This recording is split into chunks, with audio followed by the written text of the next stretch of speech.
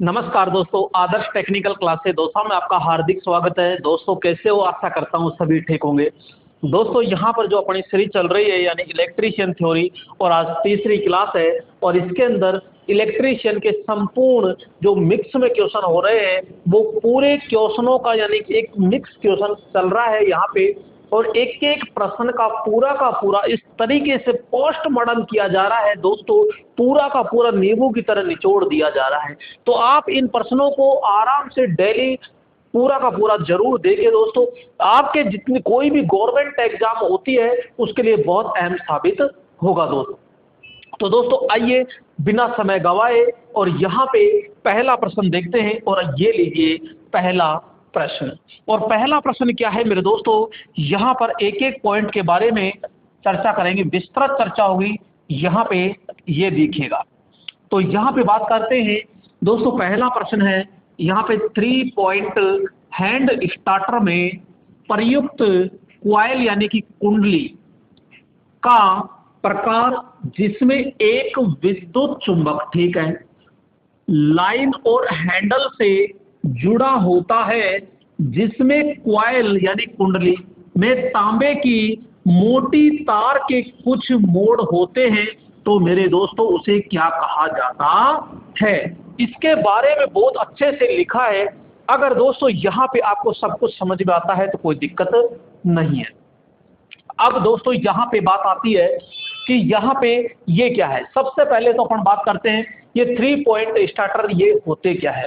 दोस्तों यहाँ पे एक होती है मोटर, यानी कि मैं बात करूंगा डीसी मोटर। और दोस्तों डीसी जो मोटर होती है ये कितने प्रकार की होती है, तो यहाँ पे बात करेंगे कि ये इस प्रकार से 3 प्रकार की होती है मेरे दोस्तों डीसी मोटर, ठीक है ना। और डीसी मोटर 3 प्रकार की होती है, जिसमें पहली मोटर होती है आपकी डीसी सीरीज मोटर। कौन सी मोटर होती है? सीरीज मोटर होती है, जिसे श्रेणी मोटर कहते हैं। कौन सी मोटर कहते हैं? श्रेणी मोटर कहते हैं ये लोग। यहां पे दूसरी मोटर होती है आपकी शंट मोटर सॉरी,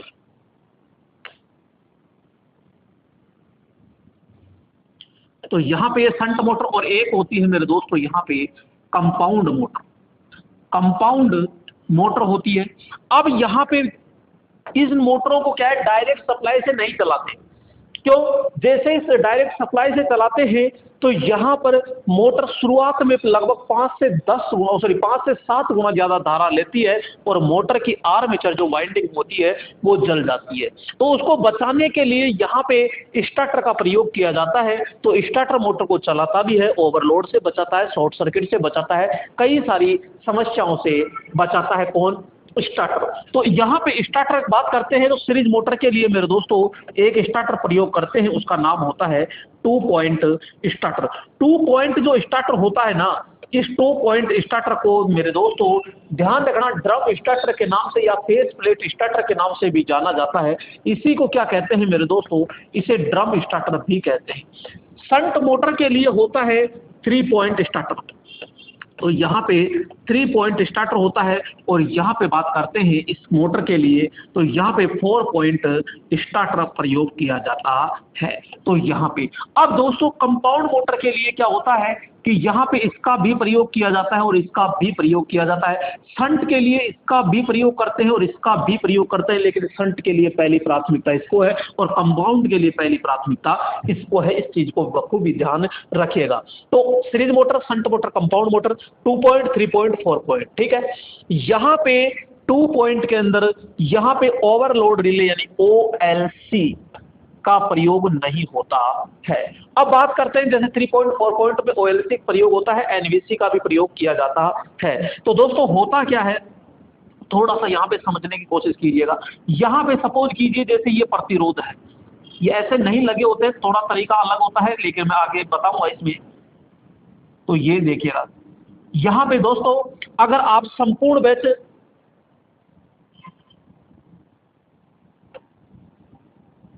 दोस्तों यहाँ पर आप संपूर्ण बैच यानी कि जो फाउंडेशन अगर बैच स्टार्ट करना चाहते हो तो स्टार्ट हो चुका है फाउंडेशन बैच। तो आप प्ले स्टोर के अंदर जाकर के और वहां से आदर्श टेक्निकल क्लासेज ऐप डाउनलोड कीजिएगा।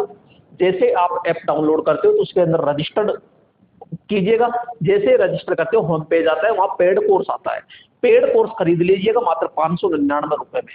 दोस्तों यहाँ पे बहुत सारे कैंडिडेट लोको पायलट में रह चुके हैं, तो आपके लिए बहुत अच्छा मौका रहेगा, अभी से आप तैयारी में जुट जाइए। पूरा 0 लेवल से एक एक पॉइंट को समझाया गया है, उसमें पूरी ड्राइंग, पूरा बेसिक साइंस और इलेक्ट्रीशियन संपूर्ण क्लासेज रहेगी मेरे दोस्तों, ध्यान रखिएगा। यहाँ पे बात करते हैं कि ये होता है, तो ये मेरे दोस्तों ये इसके श्रेणी क्रम में, और ये सॉरी एनवीसी होती है, और यहाँ पे जो एनवीसी होती है इसका काम क्या होता है, इस एनवीसी जो होती है, ये एनवीसी जो होती है इसको होल्डिंग कॉइल भी कहते हैं, और ये पतले तार, कौन से, तो ये पतले तार की होती है, तो ये पतला तार और अधिक लपेट में पाई जाती है, इसका पतले तार अधिक लपेट, तो ये अधिक लपेट में होती है। इसका काम होता है कोई भी लेवर हो, प्लंजर हो, उसको जकड़ने का काम करता है, अर्थात एक प्रकार का ये विद्युत चुंबक होता है। लेकिन मेरे दोस्तों ध्यान रखिएगा, यहाँ पे एक और होती है, तो यहाँ पे बात करते हैं, ये इस प्रकार से होती है, ये आपके मोटे तार और कम लपेट में होती है, तो ये आपकी मोटे तार और कम लपेट में पाई जाती है, तो ये होती है आपकी OLC। तो ये मोटे तार कम लपेट में होती है, ये क्या करती है, यहाँ पे जो एनवीसी होती है ना, इस एनवीसी को शॉर्ट सर्किट करने का कार्य करती है। यहाँ पे एक इस प्रकार की डिजाइन होती है, एक तार यहाँ लगता है इसका और एक तार होता है यहाँ। तो जैसे ही इसमें ओवरलोड के अंदर क्या होता है कि अपनी क्षमता से कुछ अधिक होता है, 15.5% अधिक जैसे ही विद्युत धारा होती है, तो ये चुंबक ज्यादा बढ़ेगा और ये ऊपर की ओर इसको चिपका लेगा, तो ये ऊपर उठेगा, दोनों को क्या कर देगा, टच स्पर्श कर देगा, तो ये यहाँ पे शॉर्ट हो जाती है। तो ओवरलोड होती है जो अति लोड को, यानी कि ओवरलोड से बचाती है मोटर को हमारी को। तो यहाँ पे ये सीधी जाती है सप्लाई, तो ये सप्लाई के श्रेणी क्रम में जुड़ी होती है, और यहाँ मेरे दोस्तों ये होता है हैंडल, तो ये हैंडल होता है और ये हैंडल के सीधे श्रेणी क्रम में होती है। तो यहाँ पे ये इस प्रकार से ये जुड़ी होती है। तो आपसे क्वेश्चन क्या पूछ रहा है कि भैया एक विद्युत चुंबक होता है, जी हाँ विद्युत चुंबक होता है, लाइन और हैंडल, तो भैया ये लाइन हो गई और ये हैंडल हो गई, तो इसके ये श्रेणी क्रम में जुड़ी होती है। मोटे तांबे तार की होती है, बिल्कुल ये OLC होती है, ये मोटे तांबे तार की होती है और कम लपेट होती है, ध्यान रखना कम लपेट होती है। तो यहाँ पे अब ये जो स्टार्टर होता है ना, ये आपके 3 पॉइंट और 4 पॉइंट के अंदर ही OLC लगाई जाती है, और OLC हमेशा फेज तार के श्रेणी क्रम में संयोजित होती है। क्लियर दोस्तों, यहाँ पे आपको अच्छे से समझ में आ गया होगा, क्लियर। तो यहाँ पे बोल्ट क्वाइल, जी नहीं, ओवरलोड क्वाइल यानी OLC, तो यही हमारा राइट ऑप्शन होता है। स्टार्टर का कार्य, तो स्टार्टर का कार्य क्या है, मोटर को स्टार्ट करना होता है, शॉर्ट सर्किट से बचाना होता है, ओवरलोड से बचाना होता है, तो यहाँ पे अनेक कार्य होते हैं। OLC यानी नो बोल्ट क्वाइल, NVC, तो NVC के बारे में मैंने चर्चा कर दी है, पतले तार अधिक लपेट की होती है, ये भी एक विद्युत चुंबक होता है, और यहाँ पे किसी लीवर, जैसे ये अब है हैंडल को, ये क्या करेगा, हैंडल यहाँ पे आ जाएगा और हैंडल को चिपका के रखने का कार्य करती है। जो NVC होती है इसको होल्डिंग क्वाइल कहते हैं, क्या कहते हैं, तो यहाँ पे अपन कहेंगे इसको होल्डिंग क्वाइल के नाम से जाना जाता है। तो दोस्तों राइट ऑप्शन क्या हो जाएगा, यहाँ पे C ऑप्शन होता है। अगले पॉइंट पे चलते हैं, और अगला प्रश्न आ चुका है दोस्तों, पहले तो इसको सेव कर देते हैं यहाँ पे, और ये सेव हो चुका है, ये हो गया, ये हट गया, और ये लो अगला प्रश्न आ चुका है, और अगला प्रश्न आपके स्क्रीन पर दिया गया है। तो दोस्तों यहाँ पे एक एक पॉइंट को बहुत अच्छे से अपन को पढ़ना है। आइए अगला प्रश्न को देखिए, समझिएगा ध्यानपूर्वक। निम्नलिखित में किस वाइंडिंग यानी क्वाइल या कुंडली के शुरुआती और आखिरी किनारे कई कम्यूटेटर सेगमेंट्स पर दूरी से जुड़े होते हैं? दोस्तों ये क्या है समझते हैं। यहाँ पहले प्रश्न को समझिएगा क्या कह रहा है। क्वेश्चन ऐसे कह रहा है कि भैया यहाँ पे इस प्रकार से मैं बात कर रहा हूँ, ये आर्मेचर के पास में एक होता है कम्यूटेटर, और यहाँ पे ये लगी होती है शाफ्ट। क्लियर, ये इस प्रकार से ये लोग पतली बना देते हैं, कोई दिक्कत नहीं है। अब होता क्या है कि यहाँ पे इसमें होती है ये क्वाइल। क्लियर, यहाँ पे ये क्वाइल होती है, काफी सारी क्वाइल होती है, तो यहाँ पे हमने ये क्वाइल बना दी, ये लो। ये 4 क्वाइल हो गई जैसे, और यहाँ पे बात करते हैं मेरे दोस्तों, यहाँ पे इस प्रकार से ये, तो ये जो दिखाई दे रहा है आपको, मैं यहाँ पे कलर थोड़ा सा पेस्ट कर देता हूँ जो आपको समझ में आ जाए। तो दोस्तों ये जो दिखाई दे रहा है आपको ये, तो यहाँ पे ये 4 दिखाई दे रहे होंगे आपको, ठीक है। तो ये जो 4 दिखाई दे रहे हैं इनको कहते हैं हम सेगमेंट्स। क्या कहेंगे? अरे इनको कहते हैं हम, इनको कहते हैं खंड। अरे खंड को ही क्या कहते हैं मेरे दोस्तों? सेगमेंट्स कहते हैं। अरे ये सेगमेंट्स किसके बने होते हैं? तो सेगमेंट्स मेरे दोस्तों ध्यान रखना, ये कठोर चुंबक यानी कठोर क्रसित चुंबक के बने होते हैं। सॉरी, कठोर कर्षित तांबे के बने होते हैं। ये लोग कठोर कर्षित तांबे के बने होते हैं, यानी हार्ड ड्रॉन कॉपर के बने होते हैं। अब यहाँ पे क्वाइल की संख्या ये है और यहाँ पे ये सेगमेंट्स है। तो ध्यान रखिएगा कि जितने सेगमेंट्स होते हैं ना, उसके बराबर कौन होती है? तो अपन कहते हैं क्वाइल होती है। क्या होती है? अरे ये क्वाइल होती है। तो ध्यान रखिएगा, सेगमेंट्स और क्वाइल क्या होती है? आपस में बराबर होती है। और ये यहाँ पर ये इस प्रकार से मेरे दोस्तों ये जुड़ जाती है। तो ये इस प्रकार से यहाँ पे ये जुड़ जाती है। और यहाँ पे जिस जगह जुड़ती है, ध्यान रखिएगा, यहाँ पे मैं बात करूंगा कि ये जिस जगह जुड़ रही है, उसे कहते हैं राइजर। क्या कहते हैं? राइजर। और ये तांबे के बने होते हैं और ये सोल्डरिंग द्वारा इनको जोड़ दिया जाता है। यहाँ पे सोल्डरिंग द्वारा जोड़ दिया जाता है। ये होती है मेरे दोस्तों आर्मेचर क्वाइल।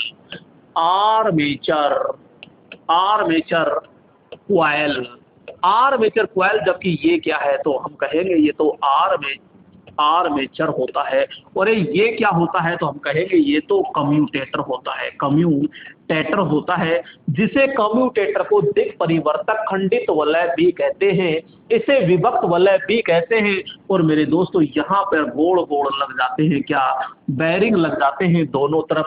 तो आपको एक कमेंट में ये जरूर बताना है कि दोस्तों ये जो बेरिंग होता है, ये बेरिंग किस धातु का बना होता है। ये बेरिंग जो होता है, ये धातु बतानी है मेरे दोस्तों आपको कि यहाँ पे ये किस धातु का बना होता है। चलो धातु मैं बता देता हूँ, यहाँ पे घन मेटल का बना होता है। अब आपको ये बताना है कि इस बेरिंग के अंदर जो छर्रे होते हैं, वो छर्रे किसके बने होते हैं। तो आप कमेंट में जरूर बताइएगा कि इस बेरिंग के छर्रे किसके बने होते हैं।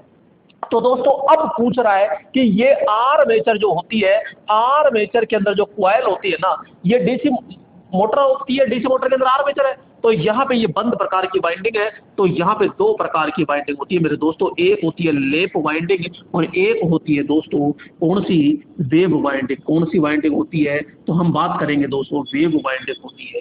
ये 2 प्रकार की वाइंडिंग होती है, एक होती है लेप वाइंडिंग और एक होती है वेव वाइंडिंग। लेप वाइंडिंग होती है जो चढ़ाव कुंडलन होती है, एक के बाद एक ऊपर नहीं चढ़ती है, जबकि वेव वाइंडिंग एक के बाद एक आगे बढ़ते हुए क्रम में होती है। अर्थात मैं बात करूंगा यहाँ पे एक प्रकार की ये कौन सी वाइंडिंग होती है? श्रेणी वाइंडिंग होती है, जबकि ये कौन सी वाइंडिंग होती है? तो ये समांतर वाइंडिंग होती है दोस्तों। यहाँ पे मैं बात करूंगा, अगर ये समांतर वाइंडिंग होती है तो ऐसे याद रखो जैसे मैं याद करवा रहा हूँ आपको। समांतर वाइंडिंग होती है, समांतर में समान क्या होता है? वोल्टेज। समांतर में क्या होता है? वोल्टेज अगर समान होता है तो जो समान होता है वो निम्न होता है। अरे वोल्टेज इसमें क्या होता है? इसमें वोल्टेज मेरे दोस्तों निम्न होता है, जबकि यहाँ पे धारा क्या होती है? कम होती है। बस ऐसे ही याद रखना है आपको, इसमें धारा कम होती है। वेव वाइंडिंग श्रेणी वाइंडिंग है, श्रेणी में क्या समान होती है? तो मैं कहूंगा धारा समान होती है। जो समान होता है अरे वही तो निम्न होता है, और यहाँ पे बोलो वोल्टेज ज्यादा होगा कि नहीं होगा? अरे ये वोल्टेज ज्यादा हुआ कि नहीं हुआ? तो यहाँ पे वेव वाइंडिंग में धारा तो क्या होती है? कम होती है, जबकि वोल्टेज क्या होता है? ज्यादा होता है। यहाँ पे लेप वाइंडिंग में वोल्टेज कम होती है और धारा क्या होती है? ज्यादा होती है। अगर मैं समांतर पथों की बात करता हूं दोस्तों, यहाँ पे समांतर पथ, समांतर पथों की बात करते हैं तो भैया यहाँ पे ए बराबर क्या होता है, पी होता है, यानी कि लेप वाइंडिंग में जितने पोल होंगे समांतर पथ भी उतने ही होते हैं। नेक्स्ट मैं यहाँ पे चर्चा करता हूं मेरे दोस्तों कि वेव वाइंडिंग में जो आपके समांतर पथ होते हैं वो बिल्कुल फिक्स होते हैं, ए बराबर, तो यानी कि ये पोल पर बिल्कुल भी डिपेंड नहीं करते हैं, चाहे पोल कितने भी हो मेरे दोस्तों। अब बात आती है दोस्तों यहाँ पे क्या कह रहा है, आइए समझते हैं। ये कह रहा है कॉइल के शुरुआती और आखिरी किनारे कई कम्यूटेटर सेगमेंट पर दूरी से जुड़े होते हैं। दोस्तों ये मैंने कहा समांतर में तो रास्ते अनेक होते हैं, जबकि श्रेणी तो मेरे दोस्तों सीधा आर पार जाता है, शुरू से एंड तक जाता है। तो यहाँ पे वेव वाइंडिंग होगी मेरे दोस्तों। अरे लेप लेप लेप, यहाँ तो बिना सोचे समझे ही क्या हो जाएगा, तो वेव वाइंडिंग हो जाएगा। तो राइट ऑप्शन क्या हो जाएगा यहाँ पे, सी ऑप्शन होता है। बोलो मेरे दोस्तों यहाँ पे समझ में आया कि नहीं आया? अरे आया कि नहीं आया तो बोलो सांवरिया सेठ की जय। तो दोस्तों बेड़ा पार लगाएगा इस चीज को, मैं वादा करता हूं आप इस तरह समझते रहिएगा, ठीक है। आगे चलते हैं दोस्तों, एक एक पॉइंट को बहुत गहराई से यहाँ पे समझना है आपको, और ये सीरीज पता नहीं कब खत्म होगी, कोई इसका अंत नहीं है। केवल संडे की छुट्टी हो सकती आगे, ये संडे की छुट्टी रही थी आपको पता है। अब यहाँ पे हो सकता है संडे की छुट्टी नहीं रहे, 1 महीना 2 महीना साल कितना भी आगे तक जाएगा, और ये सीरीज है ये कंटिन्यू चलती रहेगी, क्योंकि यहाँ पर्सनल किसी एक भर्ती के लिए नहीं है, ये पूरा एक संपूर्ण निचोड़ होगा दोस्तों। यहाँ पे अगला प्रश्न लीजिएगा, और अगला प्रश्न आ चुका है दोस्तों यहाँ पर, और धमाकेदार प्रश्न है ये भी। तो आइए समझते हैं मेरे दोस्तों इस प्रश्न को भी। यहाँ पे अच्छे लेवल पे प्रश्न है, और प्रश्न क्या कह रहा है कि स्कॉट संयोजन में टीजर के आर पार बोल्ट का खाली स्थान द्वारा मुख्य आपूर्ति को बढ़ाती है। बहुत अच्छा प्रश्न है दोस्तों, ऐसे प्रश्न ढूंढने से नहीं मिलेंगे, और ये सारे के सारे आए हुए प्रश्न हैं।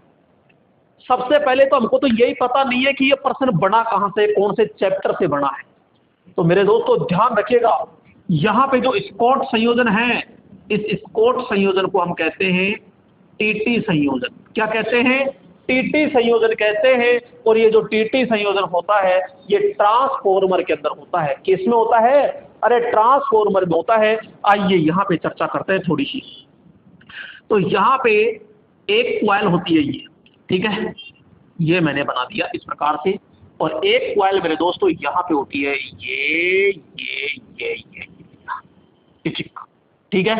अब लेते हैं मेरे दोस्तों यहाँ पे क्या, यहाँ पे लेते हैं भैया कोर, और ये लगा दी हमने कोर, और यहाँ भी लगा दी कोर, ये लो साहब कोर लगा दी। कोर के बाद में यहाँ पे फिर वाइंडिंग की जाती है, और यहाँ पे वाइंडिंग की जा रही है, ये लो ये वाइंडिंग हो गई, ये एक पॉइंट और ये दूसरा पॉइंट यहाँ पे। इसी प्रकार यहाँ पे भी वाइंडिंग करेंगे दोस्तों, ये वाइंडिंग हो गई, ये बाहर निकल गए अपन, और इधर से ये बाहर निकल गए यहाँ।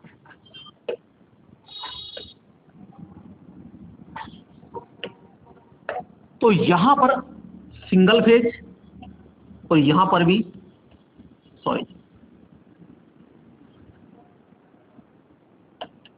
सिंगल फेज यहाँ पे। अब एक पॉइंट ये रहा, एक पॉइंट ये, और एक पॉइंट ये, तो मेरे दोस्तों आर वाई और ये भी, यानी इधर 3 फेज है और इधर सिंगल 2 फेज है। दोस्तों यहाँ पे एक बात का विशेष तौर से ध्यान रखिएगा, एक ट्रांसफॉर्मर ये बना हुआ है, इस ट्रांसफॉर्मर को अपन कहेंगे टीजर ट्रांसफॉर्मर। कौन सा ट्रांसफॉर्मर कहेंगे? तो इसका नाम होता है टीजर ट्रांसफॉर्मर होता है। ये कौन सा ट्रांसफॉर्मर? टीजर ट्रांसफॉर्मर होता है। और मेरे दोस्तों एक ट्रांसफॉर्मर ये होता है यहाँ पे, इसको कहते हैं हम मैन ट्रांसफॉर्मर कहते हैं। कौन सा ट्रांसफॉर्मर कहेंगे? मैन ट्रांसफॉर्मर कहते हैं, मुख्य ट्रांसफॉर्मर कहते हैं। अब यहाँ पे देखिएगा, यहाँ पे ध्यान पूर्वक समझिएगा, ये दोस्तों मैन ट्रांसफॉर्मर की प्राइमरी है ये, और ये होती है सेकेंडरी। क्लियर? ये तो हो गई प्राइमरी और ये हो गई सेकेंडरी। अब ये टीजर ट्रांसफॉर्मर होती है, तो टीजर की दोस्तों प्राइमरी होती है ये, और सेकेंडरी होती है ये। यहाँ पे जो ये प्राइमरी जुड़ रही है, ये कहाँ जुड़ रही है, तो ये टैपिंग के द्वारा यहाँ जुड़ रही है। अब यहाँ पे जो टैपिंग के द्वारा जुड़ रही है ना, तो विशेष तौर से ध्यान रखिएगा, यहाँ से यहाँ तक जो डाटा है ये, और फिर इधर भी डाटा आएगा ये, तो ये, तो इधर 50% होता है और दोस्तों इधर भी 50% होता है।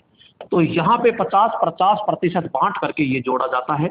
अब इसमें कितने टर्न होते हैं, ध्यान रखिएगा, इसमें जो टर्नों की संख्या रहती है ना, वो इसकी अपेक्षा 86.6% होती है। कितना, 86.6% होता है दोस्तों। इसमें टर्न जो होते हैं 86.6% होता है मुख्य की अपेक्षा। और दोस्तों ध्यान रखिएगा, यहां से बात करते हैं, यहां से इसमें एक पॉइंट निकाला जाता है और ये पॉइंट होता है न्यूट्रल का। किसका होगा, तो न्यूट्रल का होता है। और ऊपर कितना भाग रहता है, तो पर कहते हैं ये 2/3 भाग रहता है ऊपर, और नीचे होता है मेरे दोस्तों यहाँ पे 1/3 भाग रहता है ये।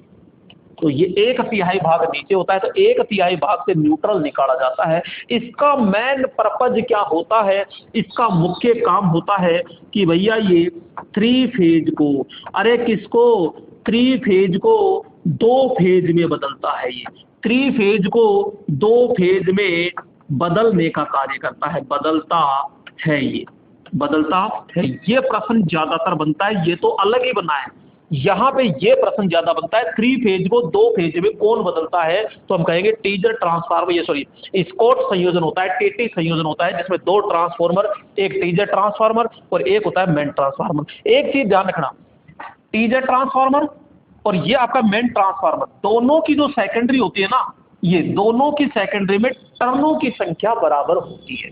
टर्नों की संख्या क्या रहेगी मेरे दोस्तों, बराबर होती है। अब मेन चीज आता है कि भैया जो टीजर ट्रांसफार्मर होता है, ये आर पार वोल्टता मुख्य ट्रांसफार्मर को बढ़ाती है, यानी कि टीजर ट्रांसफार्मर की जो वोल्टता होती है इसको कितना डिग्री बढ़ाती है, तो फिर कहेंगे भैया 90 डिग्री बढ़ाती है। कितना डिग्री बढ़ाएगी, 90 डिग्री। क्यों, क्योंकि सिंगल फेज है, सिंगल फेज में 90 डिग्री होता है। तो राइट ऑप्शन क्या हो जाएगा यहाँ पे, सी ऑप्शन होता है।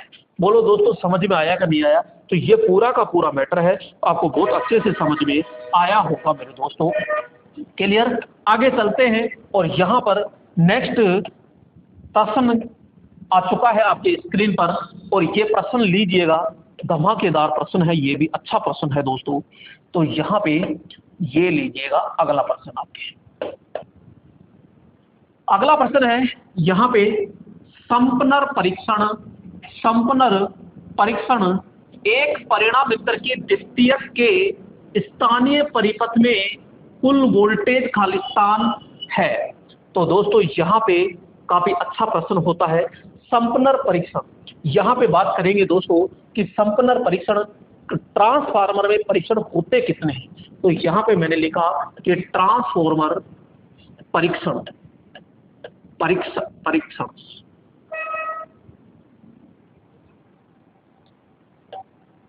परीक्षण, ट्रांसफार्मर परीक्षण। तो दोस्तों ध्यान रखिएगा, एक होता है आपका शॉर्ट सर्किट परीक्षण। कौन सा हो जाएगा, तो मैं बात करूंगा शॉर्ट सर्किट, शॉर्ट सर्किट परीक्षण, परीक्षण। शॉर्ट सर्किट परीक्षण जो होता है, इससे क्या ज्ञात किया जाता है, तो शॉर्ट सर्किट जो परीक्षण होता है इससे ताम्र हानि ज्ञात की जाती है। कौन सी हानि, तो मैं बात करूंगा यहाँ पे ताम्र हानि ज्ञात की जाती, ताम्र हानि ज्ञात करेंगे दोस्तों। नेक्स्ट मैं बात करूंगा यहाँ पे दूसरा जो होता है वो होता है ओपन सर्किट, ओपन सर्किट। कौन सा होगा, ओपन सर्किट परीक्षण होगा। ओपन सर्किट जो परीक्षण होगा तो इससे क्या ज्ञात किया जाता है, तो अपन कहेंगे इससे लोहे हानि ज्ञात करते हैं। कौन सी हानि, तो लोहे हानि ज्ञात करते हैं। एक होता है फिर आपके कौन सा, यहाँ पे संपनर परीक्षण, यहाँ पे संपनर परीक्षण। तो यहाँ पे संपनर परीक्षण होता है दोस्तों। तो यहाँ पे जो संपनर परीक्षण होता है इसमें क्या होता है, तो सबसे पहले मैं ये बताऊं कि इसके अंतर्गत 2 ट्रांसफार्मर प्रयोग होते हैं, और वो भी कौन से, तो मैं बात करूंगा आदर्श ट्रांसफार्मर, आदर्श ट्रांसफॉर्मर हम प्रयोग करते हैं। इसमें दो ट्रांसफॉर्मर होते हैं। इस संपनर परीक्षण के अंतर्गत वोल्टेज रेगुलेशन ज्ञात किया जाता है, इसमें ताप भी ज्ञात किया जाता है, इसमें टर्नों की संख्या का भी पता लगाते हैं। तो यहाँ पे टर्नों की संख्या का भी पता लगाते हैं। इसके अलावा इसमें हानियां जो भी होती है वो हानि का भी क्या लगाते हैं, पता लगाते हैं। तो जो भी हानि होती है उसका अपन आसानी से क्या लगा लेते हैं, पता लगा लेते हैं। अब दोस्तों आदर्श ट्रांसफॉर्मर होता है, तो आदर्श ट्रांसफॉर्मर में हानि कितनी होती है, तो अपन कहते हैं हानि इसमें तो भैया शून्य होती है। चलो खैर कोई दिक्कत नहीं है। यहाँ पे कह रहा है स्थानीय परिपथ में कुल वोल्टेज कितना होता है, तो भैया अपन कहेंगे संपनर परीक्षण के अंतर्गत जो होता है वो द्वितीयक परिणामित्र की जो द्वितीयक होती है, द्वितीय स्थानीय परिपथ में कुल वोल्टेज कितना होगा। अरे मेरे दोस्तों यहाँ पे आदर्श ट्रांसफॉर्मर होता है, तो यहाँ पे जो कुल वोल्टेज होगा ना वो बिल्कुल क्या होता है, शून्य के बराबर होता है। किसके बराबर होगा, हम कहेंगे शून्य के बराबर होता है। तो राइट ऑप्शन क्या हो जाएगा यहाँ पे, ये आपके ए ऑप्शन होता है, यानी शून्य के बराबर होता है। क्लियर दोस्तों, यहाँ पे आपको कोई दिक्कत नहीं होनी चाहिए।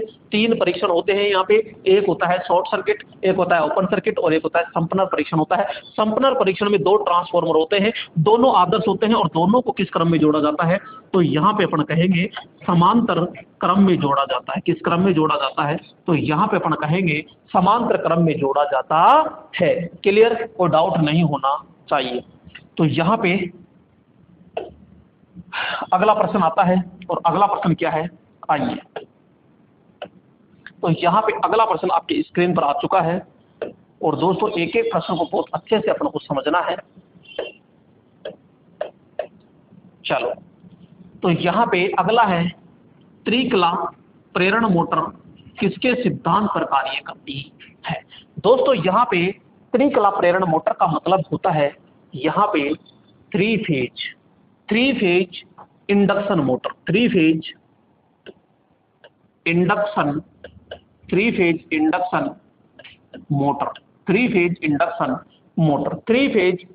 मोटर यानी थ्री फेज इंडक्शन मोटर है। ये होती क्या है, आइए समझते हैं। सबसे पहले मैं बात करूंगा सीधा, चलो इसको मेन रूप से ही मैं समझाता हूं तरीके से। यहाँ पे ये होता है बॉडी, क्या होती है, बॉडी यानी कि फ्रेम होता है, और फ्रेम के नीचे की अंदर की ओर अपन देखते हैं तो यहाँ पे सिलिकॉन स्टील का एक स्टेटर होता है, और उस स्टेटर के अंदर यहाँ पे इस प्रकार के क्या बने होते हैं मेरे दोस्तों, यहाँ पे खांचे बने होते हैं। अरे क्या बने होते हैं, तो ये खांचे बने होते हैं, और ये जो खांचे होते हैं ये कितने के गुणज में होते हैं, तो मैं कहूंगा कि भाई साहब ये जो होते हैं इनको कहते हैं खांचे। खांचे का मतलब होता है स्लॉट्स। अरे क्या होता है, अरे तो ये स्लॉट्स होता है, और जहां पे ये खांचे होते हैं, स्लॉट्स होते हैं, ये तीन का गुणज होता है, तीन का गुणज होता है। अब यहाँ पे डाली जाती है क्या, तो हम कहेंगे भाई साहब इसके अंतर्गत डाली जाती है यहाँ पे वाइंडिंग। अरे तो ये जो वाइंडिंग होती है ना, ये क्या होती है, तो ये हम कहेंगे वाइंडिंग होती है। अरे ये कितने फेज होती है, ये थ्री फेज होती है। अरे ये वाइंडिंग कितने डिग्री अंतर पर डाली जाती है, तो 120 डिग्री अंतर पर, 120 डिग्री अंतर पर होती है। और यहाँ लास्ट में टोटल सिरे कितने निकले होते हैं, 3 सिरे निकालते हैं यहाँ पे, जिसको थ्री फेज 415 वोल्टेज के लगभग अपन क्या देते हैं, एसी सप्लाई को दी जाती है। जैसे ही देते हैं तो अब दोस्तों खेल चालू हो जाता है कि जैसे ही सप्लाई देते हैं और इसके अंतर्गत भाई साहब यहाँ पे घूमने वाला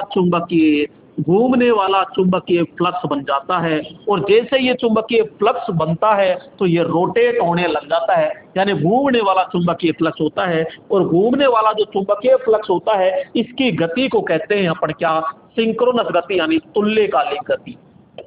अरे क्या कहते हैं, तो हम कहते हैं तुल्यकालिक गति कहते हैं भाई साहब, जिसको हम NS से दर्शाते हैं। किससे दर्शाते, NS से दर्शाते। यहां तक तो टंटा कोई दिक्कत नहीं आनी चाहिए। अब बात आती है मेरे दोस्तों कि इसके बीच में भाई साहब ये घूमने वाला भाई साहब आता है, और जैसे ये घूमने वाला भाई साहब आता है, इसको यहाँ पे मैं अगर दिखाऊं तो इसको ये लो भाई साहब, ये ऐसे होता है, और ये घूमने वाला भाग होता है ये बेलनाकार, और इसमें ऐसे तांबे की एक तिरछी छड़ी होती है जिसको शॉर्ट सर्किट यानी एक रिंग के द्वारा बेंजिंग या बेल्डिंग के द्वारा बनाया जाता है। अब इसको उठा के इसके अंदर घुसा देते हैं। हाँ घुसाते हैं भाई साहब, डालते हैं, ऐसे ही समझाऊंगा मैं, तो आपको समझना है तो समझिए, क्योंकि मेरी लैंग्वेज ऐसी है, मैं आपके माइंड में सेट करूंगा, समझाऊंगा।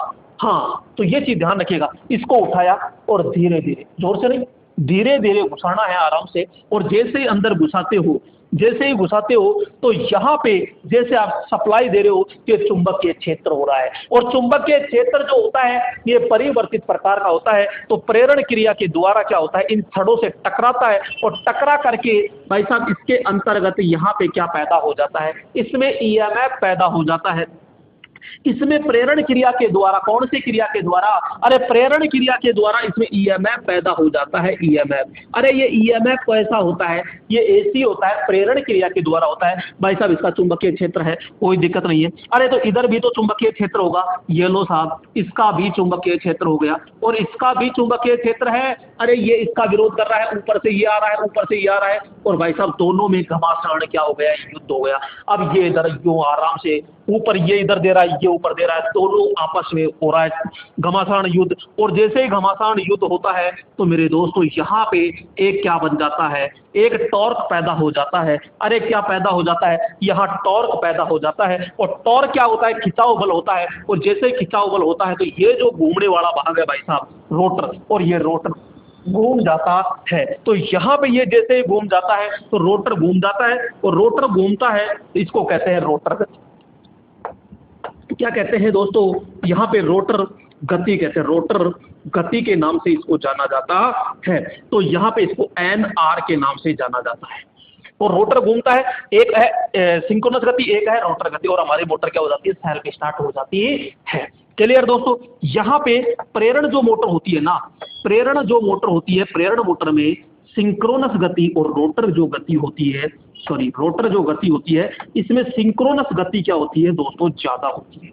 सिंक्रोनस गति ज्यादा होती है, रोटर गति क्या होती है, कम होती है। तो ये पूरा का पूरा अपन ने समझ लिया।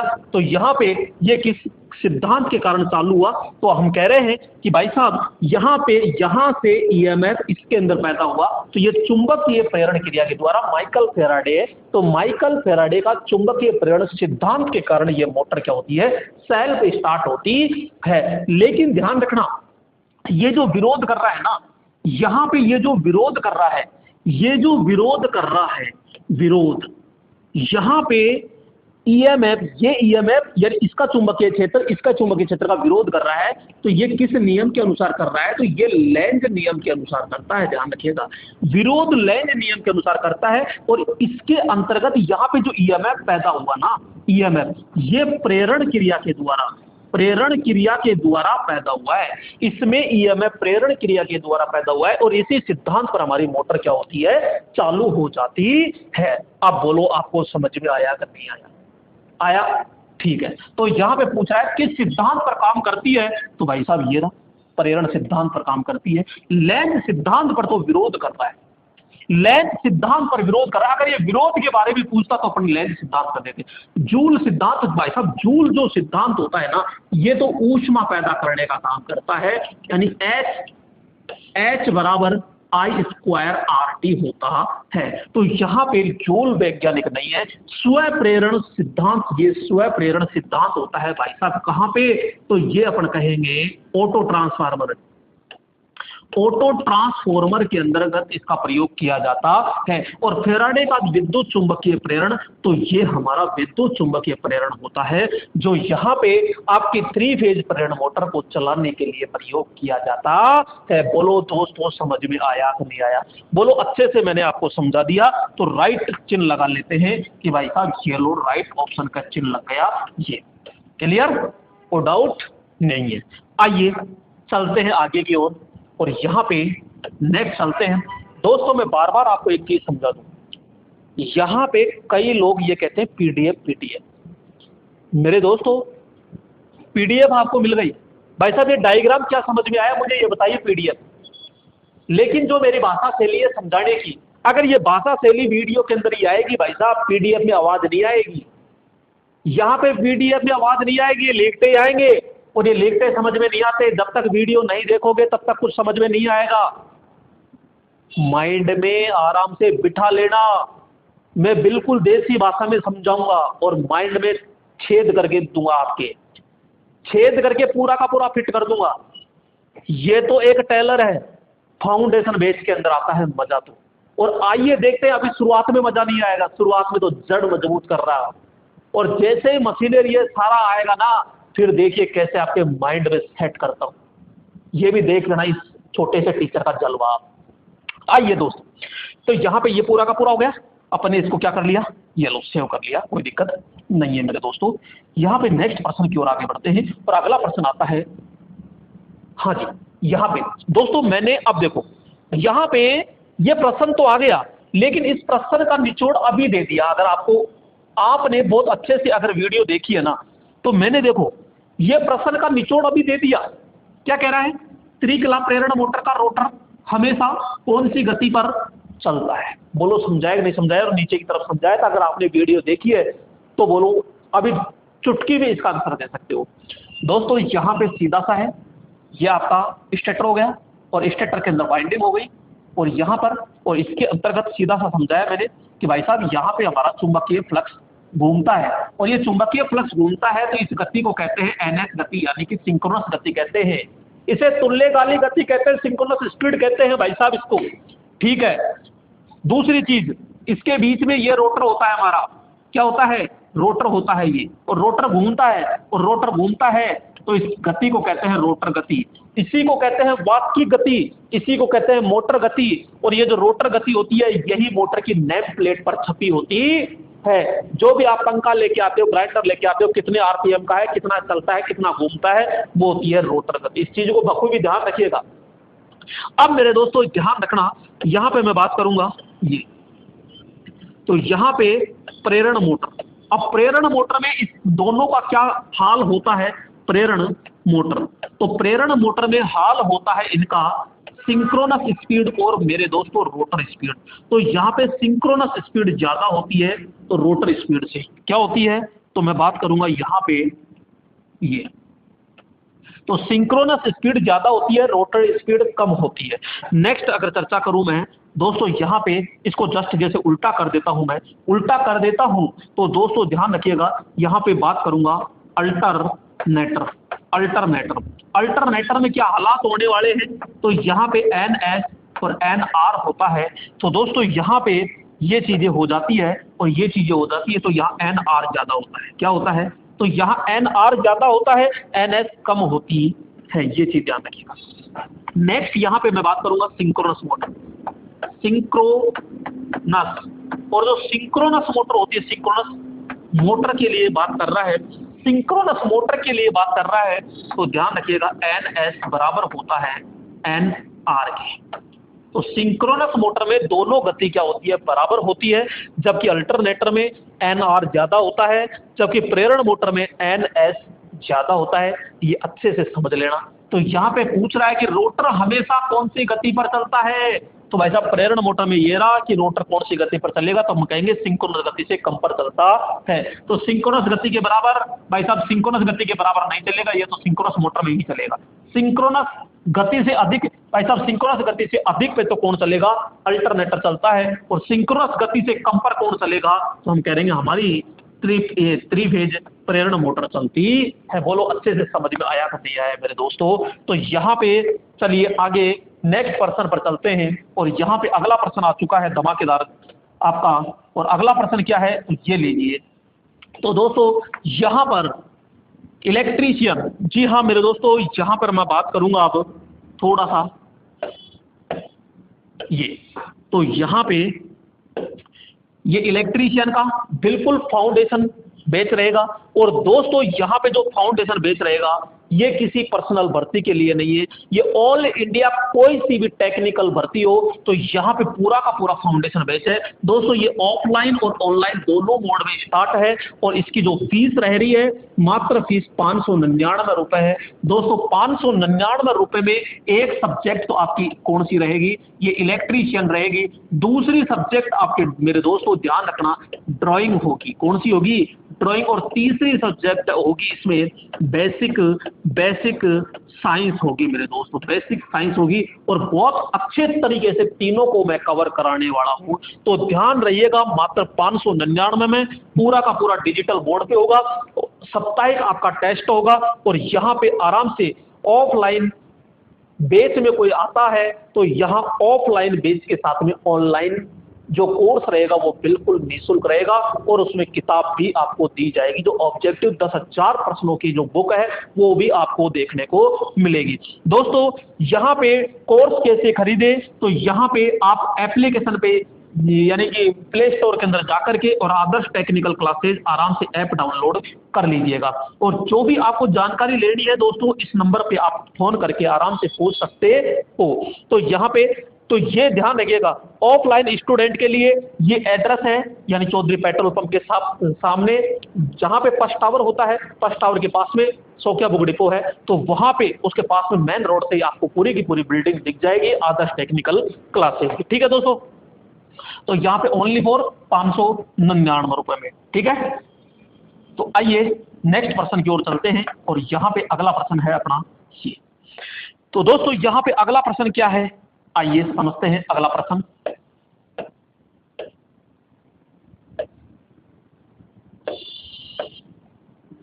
ये लो, क्या कह रहा है कि विद्युतीय युक्ति जिसमें थायरिस्टर, मेरे दोस्तों ये क्या जुगाड़ है, अरे ये थायरिस्टर का मतलब होता है SCR, ये लो SCR और ट्रांजिस्टर के संयुक्त गुण पाए जाते हैं, वो क्या है, एक होता है दोस्तों ट्रायक, एक होता है डायक, एक होता है SCR और एक होता है GTO। क्या होता है, GTO होता है। तो यहाँ पे मैं ट्रायक की बात करता हूं दोस्तों, इसका सिंबल अगर मैं आपको बताना चाहूं, सिंबल की बात करूं तो यहाँ पे इसका सिंबल होता है मेरे दोस्तों इस प्रकार से, इसका सिंबल होता है, इसके अंतर्गत क्या होता है, ये 3 टर्मिनल होते हैं, मैन टर्मिनल 1, मैन टर्मिनल 2 और एक होता है ये, तो यहाँ गेट होता है। ये 3 टर्मिनल होते हैं, और दोस्तों कितने संधि होती है, तो ध्यान रखना 2 पीएन जंक्शन होते हैं। इसमें कितने पीएन जंक्शन होंगे, 2 होंगे 3, अरे मेरे दोस्तों 2 नहीं, इसमें 3 होते हैं। कितना होता है, 3 पीएन जंक्शन होते हैं, और इसमें 2 SCR प्रयोग करते हैं, SCR प्रयोग किया जाता है, 2 SCR प्रयोग होता है, और ये 2 दिशीय होता है, यानी कि बाई डायरेक्शनल युक्ति होती है, 2 दिशीय युक्ति होती है। एक इसका भाईबंद आता है डायक, कौन आता है, मैं बात करूंगा डायक की, और डायक की शकल सूरत तो वही इसी के समान है, लेकिन मामला थोड़ा सा गड़बड़ है। क्या है कि इसमें केवल 2 ही टर्मिनल होते हैं, मैन टर्मिनल 1 और मैन टर्मिनल 2 होता है, और ये भी 2 दिशीय होता है, ये भी 2 दिशीय होता है, ये भी 2 दिशीय होता है, ये चीज ध्यान रखिएगा। एक होता है यहाँ पे SCR का भाई साहब सिंबल कैसे होता है, ये लीजिएगा, SCR का सिंबल ये इस प्रकार से सिंबल होता है, ये इसमें ये होता है एनोड, ये होता है कैथोड, और ये होता है आपका क्या, गेट होता है। तो ये SCR होता है, और SCR जो होता है इसके अंतर्गत ये ऐसे भी बना सकते हैं PN, ये तो यहाँ पे ये गेट होता है, ये एनोड होता है, ये कैथोड होता है। तो इसमें 3 पीएन जंक्शन होते हैं, ये 3 पीएन है ना, 3 पीएन जंक्शन होते हैं, और ये केवल एक दिशीय होता है मेरे दोस्तों, ये केवल एक दिशीय होता है। और एक होता है gate turn off switch, gate turn off switch यानी कि ये SCR का ही एक रूप होता है, SCR का ही एक रूप होता है दोस्तों, और ये SCR का रूप होता है। तो ये कैसे होता है, यहाँ पे एक ऐसे होता है और एक ऐसे होता है, तो यहाँ पे वही ये गेट होता है, ये कैथोड होता है, और ये क्या होता है, एनोड होता है। तो ये SCR का ही रूप होता है, जिसमें आपके थायरिस्टर यानी SCR और ट्रांजिस्टर दोनों के गुण पाए जाते हैं। तो दोस्तों यहाँ पे अपन कहेंगे कि भाई साहब ये जो SCR ये GTO होता है, तो ये गेट टर्न ऑफ स्विच होता है। एक होता है ट्रायक होता है, एक डायक होता है, और एक क्या होता है SCR, एक होता है GTO। तो यहाँ पे गेट ट्रायक, डायक, SCR और ये GTO होता है। मैंने चारों का बारे में विवरण कर दिया। तो विद्युत युक्ति जिसमें थायरिस्टर और ट्रांजिस्टर संयुक्त गुण पाए जाते हैं तो वो क्या है, तो यहाँ पे डायोड फॉर अल्टरनेटिंग करंट होता है, डायोड फॉर अल्टरनेटिंग करंट होता है, एचसीआर सिलिकॉन कंट्रोल रेक्टिफायर, और ये होता है गेट टर्न ऑफ स्विच होता है। ठीक है, ये स्विच की तरह भी काम करता है कौन, आपका जीटीयू। राइट ऑप्शन हो जाएगा वहां पे डी। नेक्स्ट चलते हैं, अगला प्रश्न आता है, और अगला प्रश्न क्या है दोस्तों, आइए समझते हैं अगला प्रश्न। और यहाँ पे अगला प्रश्न आपके सामने आ चुका है दोस्तों, ये लीजिएगा।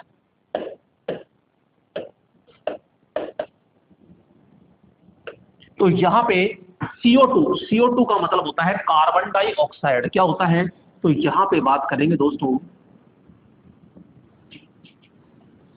तो यहाँ पे इसका मतलब क्या है, तो कार्बन डाइऑक्साइड होता है, कार्बन डाइऑक्साइड,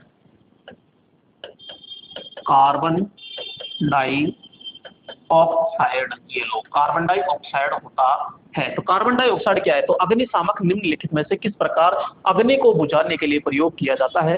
दोस्तों अगर आपने फाउंडेशन बैच को देखा है तरीके से, क्योंकि फाउंडेशन बैच की 4 क्लासेज यूट्यूब पर आई है, उसके बाद ऐप पे ही आ रही है पूरी की पूरी। अब मैंने आपको फाउंडेशन में 4 क्लास शुरू में यूट्यूब पर दे दी, अब जो आ रही है आज यूट्यूब पर नहीं आई, आज ऐप के अंदर ही आई है दोस्तों।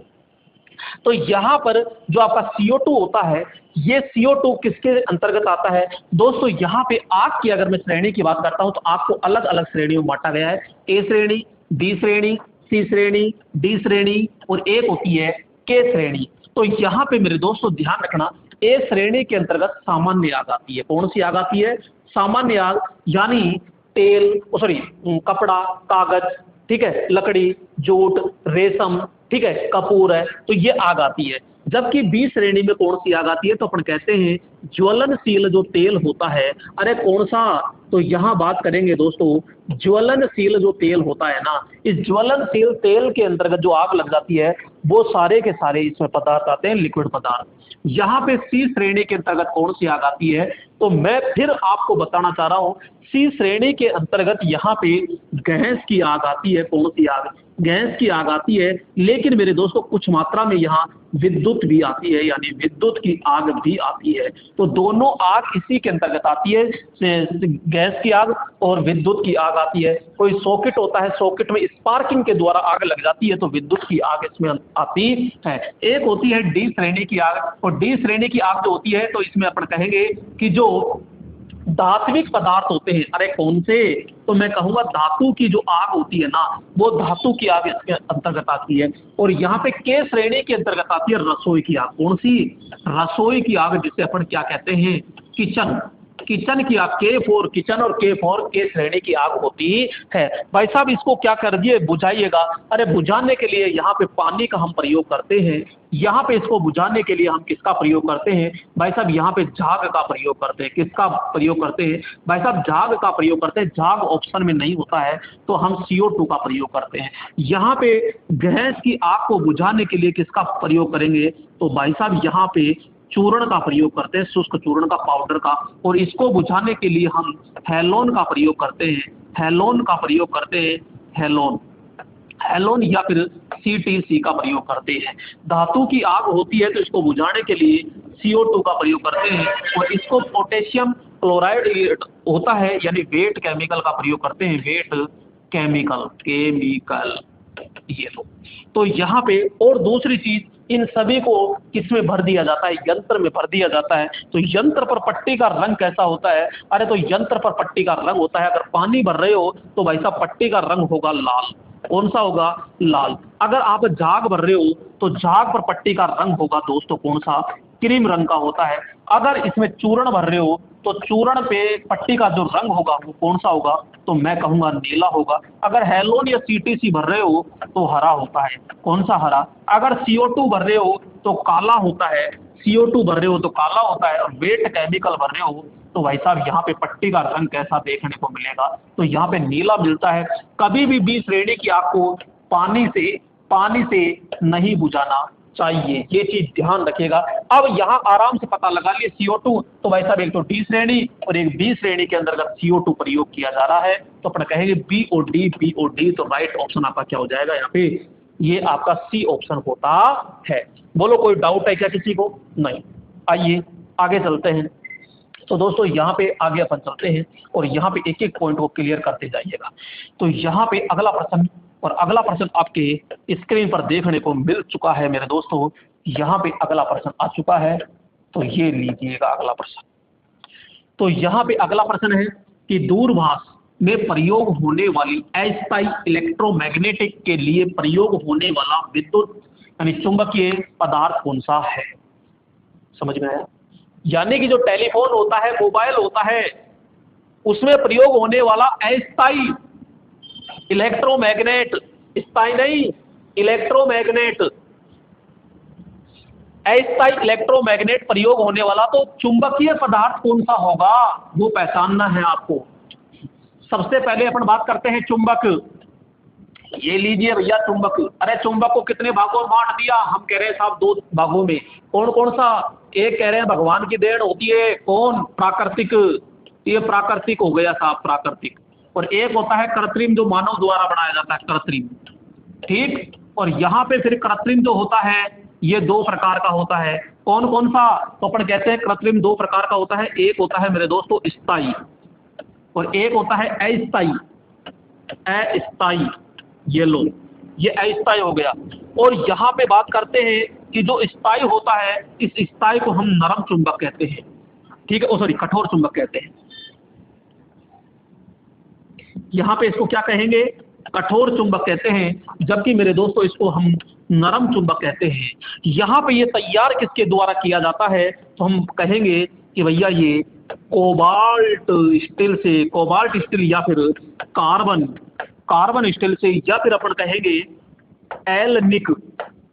एल्निक या फिर एल्को नेक्स द्वारा तैयार किया जाता है। ये दोनों मिश्रण धातु होती है, तो इसके द्वारा बनाया जाता है। स्थायी चुंबक जो होता है ये आपके मापक यंत्रों में, लाउड स्पीकर के अंदर, जो आपके छोटी मोटर होती है, डीसी मोटर, उसमें डायनमो होता है, उसमें प्रयोग किया जाता है। जबकि आपका जो अस्थायी चुंबक, नरम चुंबक होता है, ये कैसे बनाया जाता है?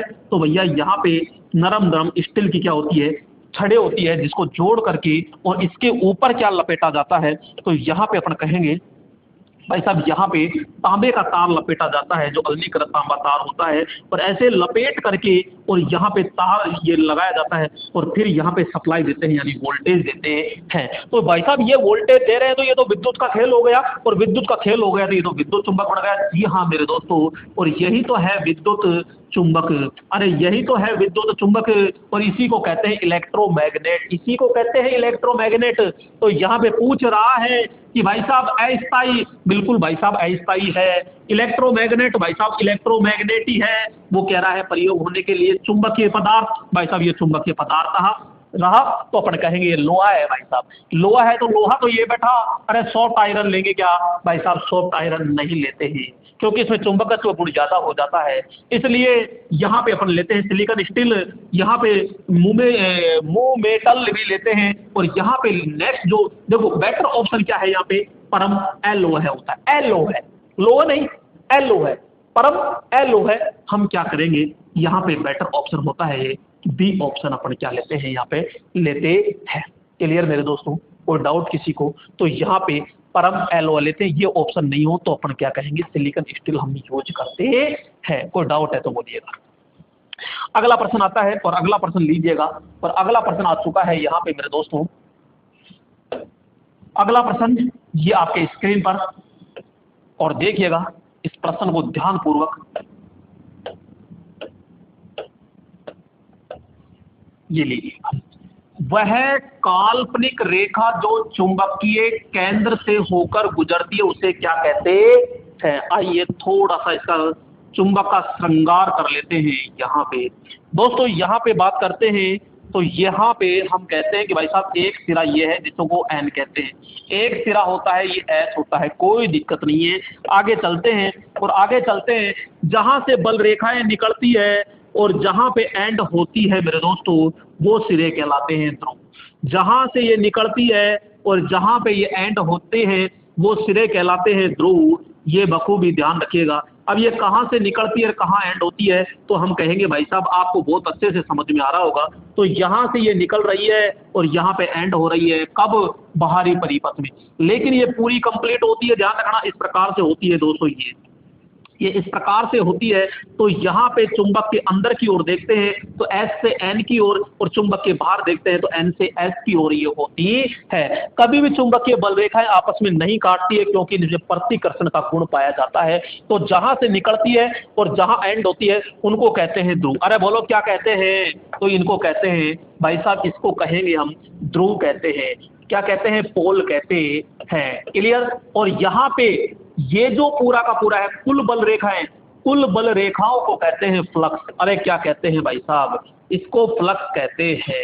ये लोग फ्लक्स कहते हैं। और इकाई क्षेत्र में से निकल जाए तो उसको हम चुंबकीय फ्लक्स घनत्व कहते हैं, जिसको हम बी से दर्शाते हैं। अरे किससे? बी से दर्शाते हैं। तो यहाँ पे ध्यान रखिएगा, जो वेबर होता है, वेबर प्रति मीटर स्क्वायर, इसका क्या हो जाएगा? मात्रक हो जाएगा। और फ्लक्स का मात्रक क्या हो जाएगा? वेबर होता है। तो ये चारों ओर ये पूरा का पूरा दोस्तों, यहाँ पे ये पूरा का पूरा नजर दिखाई दे रहा है ये, तो इसको कहते हैं चुंबकीय चुंबकीय क्षेत्र कहते हैं। अरे क्या कहते हैं? चुंबकीय क्षेत्र, यानी चुंबक का जहां तक प्रभाव रहता है उसे चुंबकीय क्षेत्र के नाम से जाना जाता है दोस्तों। और देखिएगा, यहां कहते हैं कि भाई साहब एक रेखा ये होती है जो इसके बीचों बीच से गुजरती है, और इसके बीचों बीच से गुजरती है तो इस रेखा को कहते हैं मुख्य अक्ष। क्या कहते हैं? मुख्य अक्ष कहते हैं। यहाँ पे मुख्य अक्ष कहते हैं, मुख्य अक्ष कहते हैं। क्लियर? यहाँ पे अब दोस्तों एक रेखा और गुजरती है, और एक रेखा ये भाई साहब इसका केंद्र है, और ये एक रेखा इसके केंद्र से गुजरती है, और ये लंबवत होती है यूं। और ये जो रेखा होती है इसके केंद्र से गुजरती है, तो इस रेखा को कहते हैं चुंबकीय उदासीन रेखा। चुंबकीय उदासीन रेखा। क्लियर? यहाँ पे जिसे अपन मैग्नेटिक न्यूट्रल अक्ष कहते हैं, यानी बोले तो MNA के नाम से जाना जाता है। चुंबकीय रेखा, ओनली चुंबकीय रेखा, तो भाई साहब ये चुंबकीय रेखा हो गई। ठीक है? चुंबकीय अक्ष किसे कहते हैं? तो ये चुंबकीय अक्ष हो गया। ये लो साहब, ये चुंबकीय अक्ष हो गया। चुंबकीय इक्वेटर, चुंबकीय इक्वेटर होता है चुंबकीय अक्ष पे। और MNA यानी कि चुंबकीय उदासीन अक्ष, तो भाई साहब ये चुंबकीय उदासीन अक्ष हो गया ये। अब क्वेश्चन क्या कह रहा है कि चुंबक के केंद्र से होकर के गुजरती है, तो वह काल्पनिक रेखा बताइएगा। तो भाई साहब ये काल्पनिक रेखा होती है। ठीक है? तो यहाँ पे इसमें थोड़ा सा एक शंका भी हो सकती है मेरे दोस्तों, ध्यान रखिएगा, क्योंकि यहाँ पे केंद्र से होकर गुजारता है तो पहली प्राथमिकता तो अपन ये क्या देंगे, यहाँ पे डी ऑप्शन ही देते हैं पहली प्राथमिकता में, तो क्योंकि ये चुंबकीय उदासीन अक्ष। लेकिन अगर यहाँ पे ये ऑप्शन नहीं होता तो ये करते, अगर इसमें कहता चुंबक के केंद्र से, चुंबक के केंद्र के लंबवत कहता, तो 100% ये रहता है, इसमें तो कोई डाउट ही नहीं है। लेकिन अब भी पहली प्राथमिकता इसी को अपन को देनी है। क्लियर? यहाँ पे कोई डाउट नहीं होना चाहिए। ऐसे जाती है तो ये, क्योंकि ये बल रेखाओं के समांतर होती है तो ये चुंबक की अक्ष होती है, और ये लंबवत होती है तो यहाँ पे MNA होती है। मेरे ख्याल से कोई डाउट नहीं रहना चाहिए। आइए नेक्स्ट प्रश्न की ओर बढ़ते हैं आगे। और अगला प्रश्न आता है मेरे दोस्तों, और यहाँ पे ये लीजिए अगला प्रश्न आपका।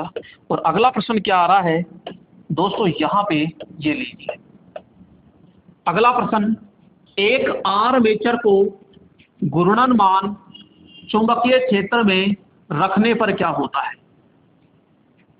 एक आर्मेचर को घूर्णनमान चुंबकीय क्षेत्र में रखने पर क्या होता है? चुंबकीय क्षेत्र यानी कि ध्यान से देखिएगा, मैं ये बात कह रहा हूं, ये लीजिएगा, ये दो ध्रुव बना दिए मैंने। क्लियर? यानी पोल, मैंने कहा ये S पोल है, मैंने कहा कि ये N पोल है। तो यहां पर ये क्या है? तो ये भैया बल रेखा है, तो ये बल रेखा है यानी चुंबकीय क्षेत्र हो गया। तो मैं कहूंगा सीधा सीधा ये तो क्या है?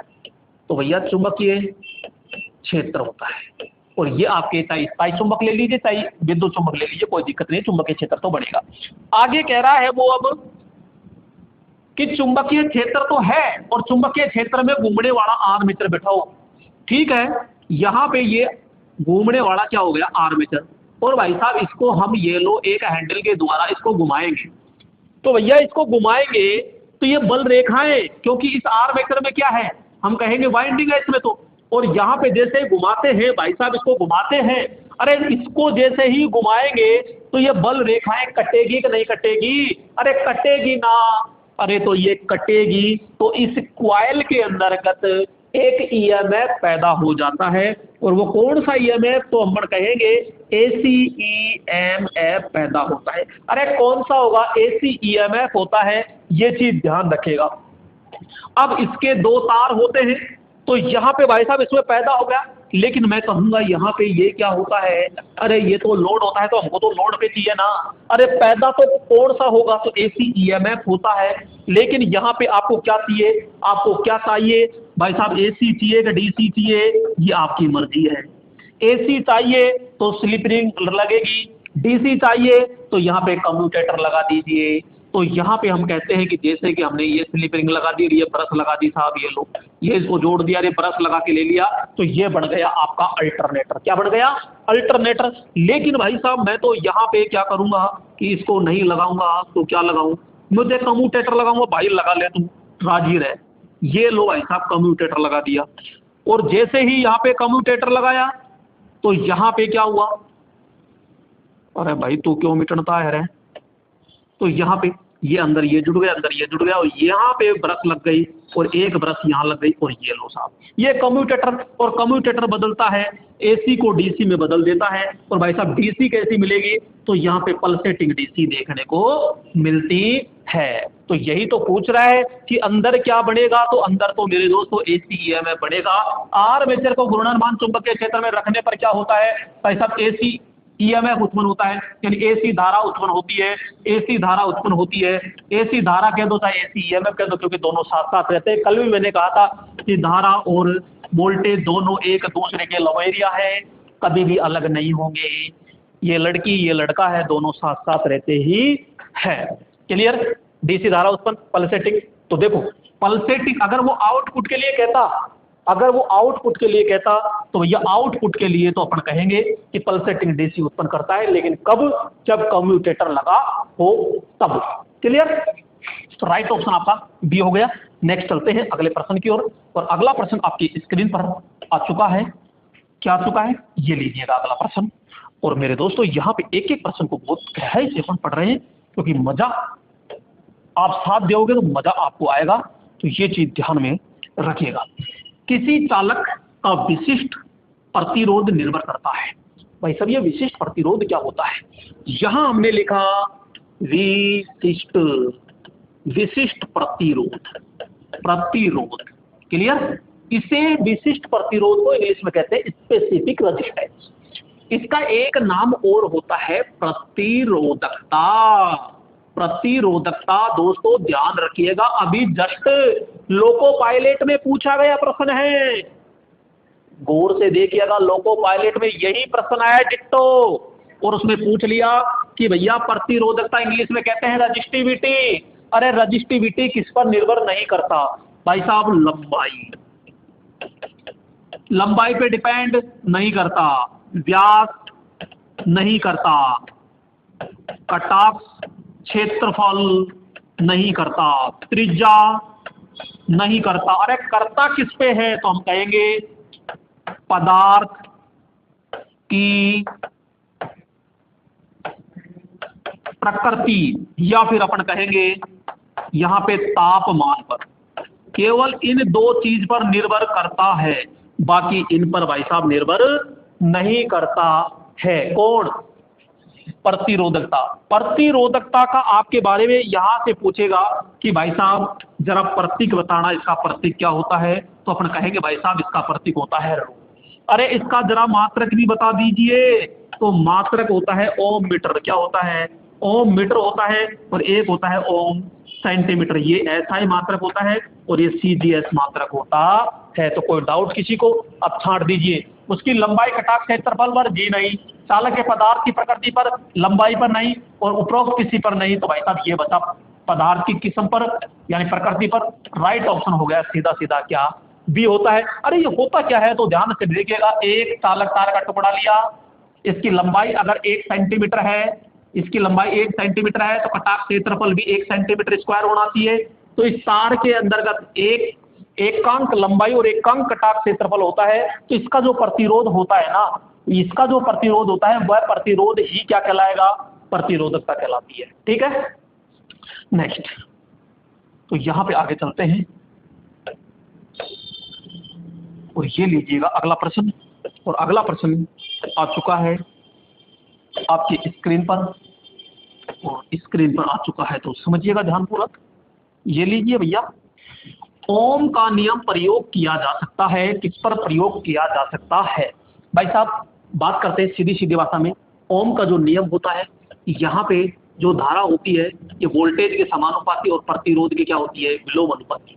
ओम का जो नियम होता है, ओम नियम, ठीक है, ओम नियम जो होता है ये एसी और डीसी दोनों पर क्या होता है, कार्य करता है। ओम जो नियम होता है एसी और डीसी दोनों पर क्या करता है, कार्य करता है। लेकिन एसी में तभी काम करेगा कि जब प्रतिबाधा किसके बराबर हो, जेड पर।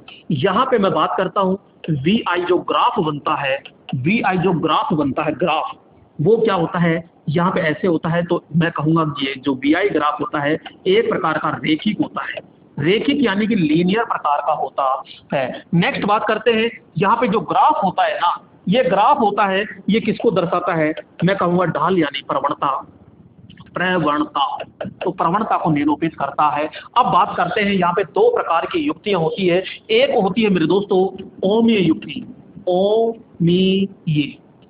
ओमीय, ओमीय युक्ति, और एक होती है यहाँ पे अनओमीय, अनओमीय युक्ति। ठीक है, अनओमीय युक्ति होती है।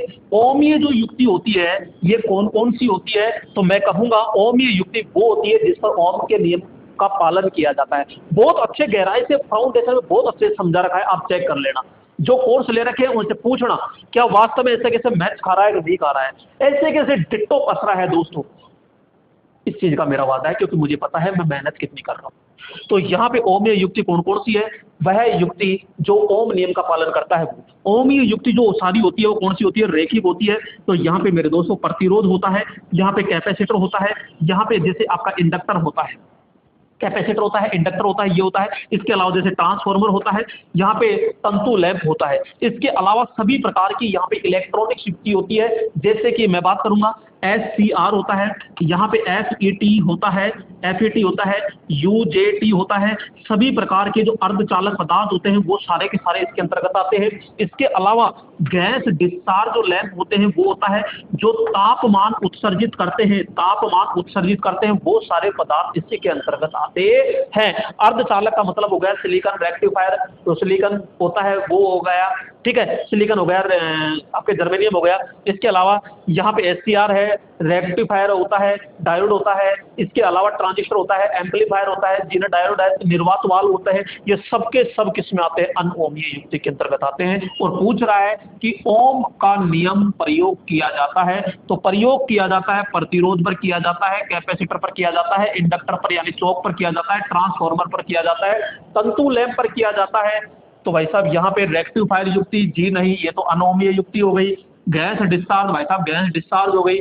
वैक्यूम ट्यूब निर्वात होता है, इस पे भी प्रयोग नहीं करते, उपरोक्त में से किसी के लिए नहीं। तो भाई साहब राइट ऑप्शन हो गया हमारा ये लो, पूरा का पूरा बिल्कुल निचोड़ दे दिया मेरे दोस्तों।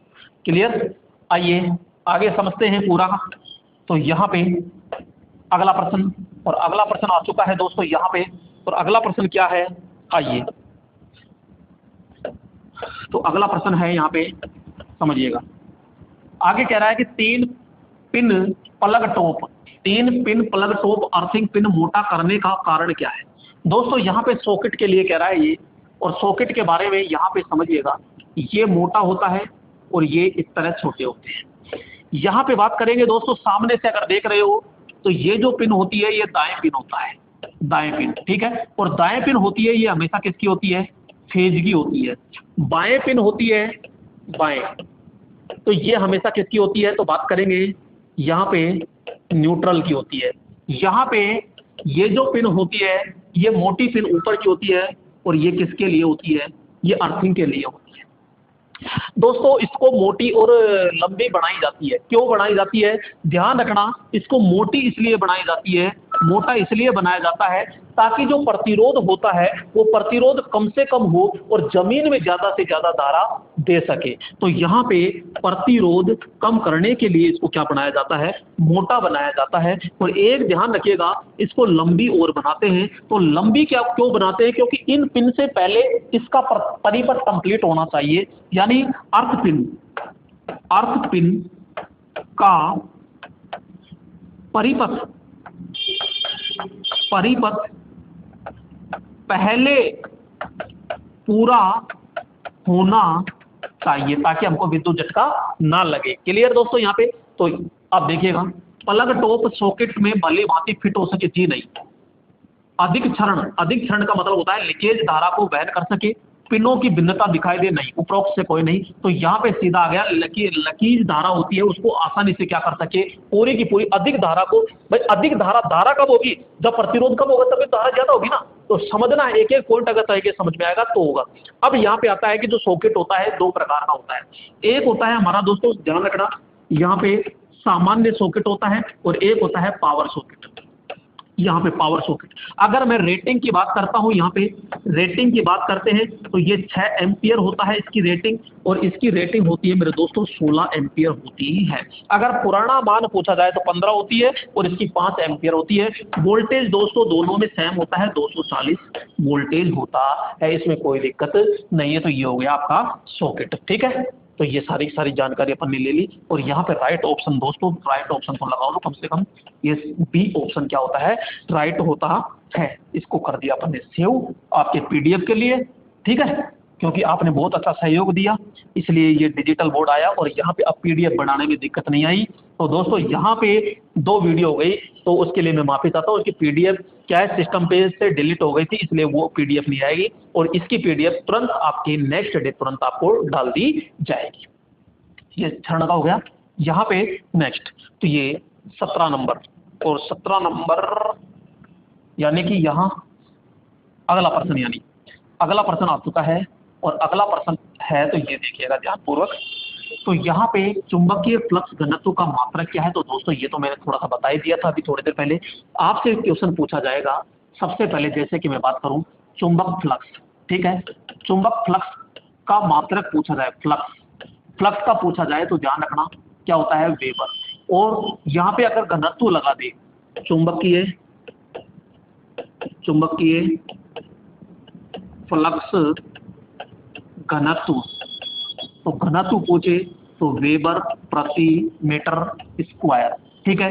एक आपसे पूछे एफ पूछे यानी मैग्नेटिक मोटिव फोर्स पूछे तो इसका जो मात्रक होता है एम्पियर टर्न होता है। एक होता है दोस्तों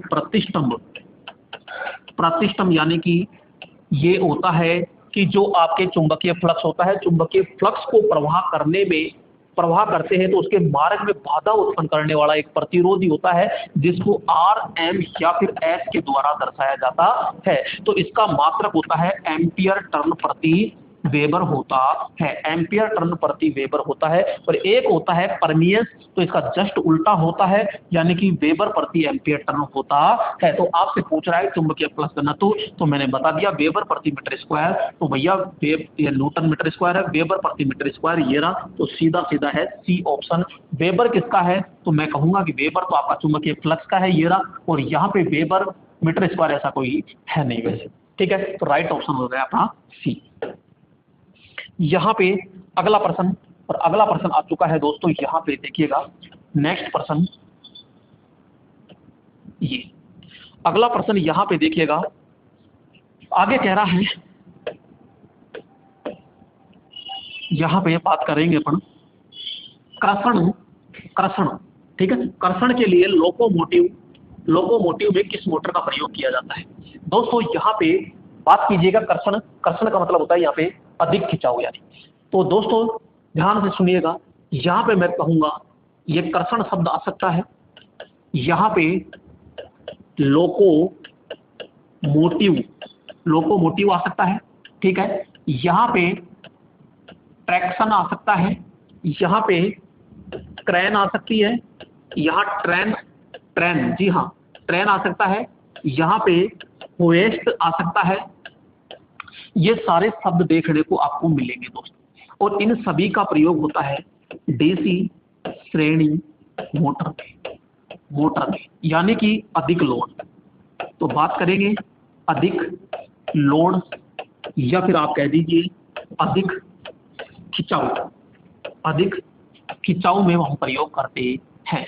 जबकि डीसी शंट मोटर का जो प्रयोग होता है निम्न लोड के लिए किया जाता है, और मिश्रित का प्रयोग किया जाता है तो एकदम से कोई लोड कम हो जाए या लोड एकदम से क्या हो जाए, ज्यादा हो जाए, तो वह मिश्रित का प्रयोग किया जाता है।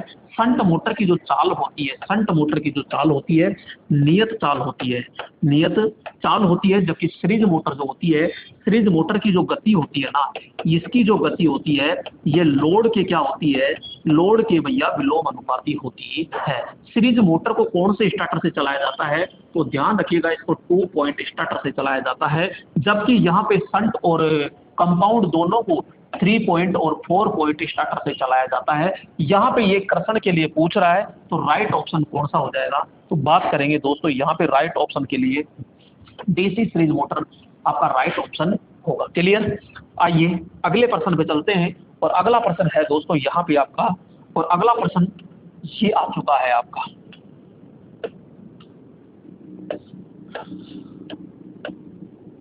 तो यहाँ पे एलईडी का इस्तेमाल करके बनाई जाती है, यानी किसका इस्तेमाल करके बनाई जाती है, तो लाइट इमिटिंग डायोड। तो दोस्तों ये एलईडी होती है, एलईडी यानी light emitting diode, light emitting diode.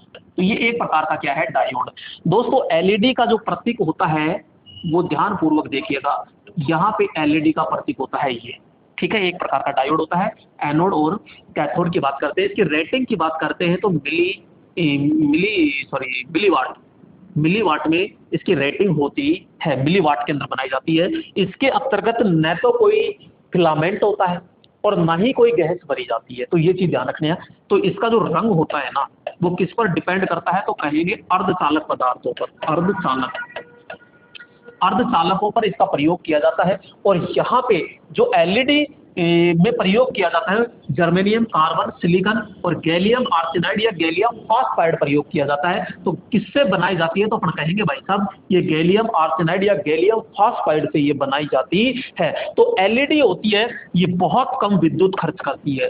विद्युत खर्च की बात करते हैं तो यहाँ कहेंगे निम्न करती है। यहाँ पे इसकी रोशनी है, बहुत अच्छी रोशनी होती है। तो ये एलईडी जो होती है ये इसका सिंबल इस प्रकार से देखने को मिलता है। अगर तीर के निशान अंदर आ गए तो वो फोटो डायोड होता है। यहाँ पे इलेक्ट्रॉन की तीव्रता इतनी तेज होती है कि अर्धचालक प्रकाश जैसे टकराती है तो चिंगारी निकल करके और यहाँ पे प्रकाश उत्पन्न होता है। तो ये है एलईडी। क्लियर। नेक्स्ट सवाल पे चर्चा करते हैं दोस्तों, और अगला सवाल अपना आता है, यहाँ पे अगला प्रश्न आ चुका है, ये लीजिए अगला प्रश्न। और अगले प्रश्न पे पहुंच चुके हैं अपन, ये लीजिए। वह डिवाइस जो किसी प्रयुक्त सिग्नल की तीव्रता को बढ़ा देता है, यानी सिग्नल को बढ़ा देता है, तीव्रता को बढ़ा देता है। दोस्तों एक शब्द आपने सुना होगा एम्पलीफायर। एम्पलीफायर क्या करता है, चाहे आपकी रेडियो तरंगे हो, रेडियो, या फिर अपन कहेंगे विद्युत तरंग कह दो चाहे सिग्नल कह दो, ठीक है। इन में से दोनों को ही VIP यानी कि वोल्टेज, धारा और पावर तीनों को ही बढ़ाने का काम कौन करता है, तो यहाँ एम्पलीफायर किया जाता है। एम्पलीफायर भाई साहब A श्रेणी का भी होता है, B श्रेणी का भी होता है, एक AB श्रेणी का भी होता है AB, और एक C श्रेणी का होता है।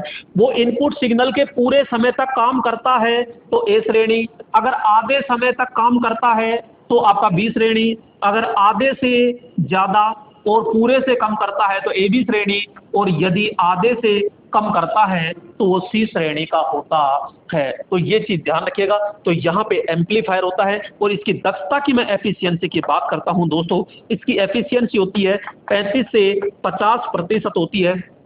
इसकी जो होती है 70 से 78.5% होती है, और इसकी जो होती है 50 से 70% होती है और इसकी 80 से 85% इसकी क्या होती है, एफिशिएंसी होती है। तो यहाँ पे राइट ऑप्शन तो क्या हो जाएगा, एम्पलीफायर होता है।